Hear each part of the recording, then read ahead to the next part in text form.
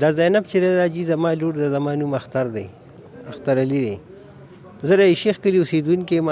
مونږ سره دغه حساب یو واقعه شوې ده چې زموږ یو ماشومه را کوره بار راووته او په 4-5 منټه کې د کوره غیبه شوې ده. په یو طریقه هغه په کلي کې پیدا نه شوه. په جوختو کلو کې اعلانونه هر څه وشو، پیدا نه شوه. مونږ راپورټ وکړو. چې راپورټ هم وکړو، پولیس والا راله، چاردیخي مونږ سره هغې ډېر غټه منډه کړې ده چې څونه غټ غټ خلک ټول مونږ له اوس هم راغلي دي او دلته یې مونږ سره خپل دغه پوره وکړو. خو د پولیس کار خو صرف نیول دي، دی به ونیسي، خو چې دا عدالت ته پیش شي نو د عدالت د ججانو لورې دغه دا پکار دي چې دی بیا داسې دغه نه کوي چې دی له مکمل سزا ورکړي او په کلونو دا شی نه اوږدوي او دی له یو سریام په یو چوک کې په یو دغه کې پنسي پکار ده چې دا خلک هم ته عبرت والي.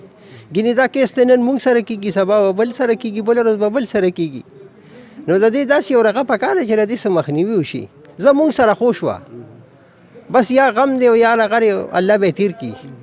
خو داسې زموږ د مشرانو نه دا توقع ده چې دی داسې یو قدم اوچت کړي چې یاره د دې نه وروستو څه کېږي چې هغې له یو عبرتناکه سزا ورکړې کېږي.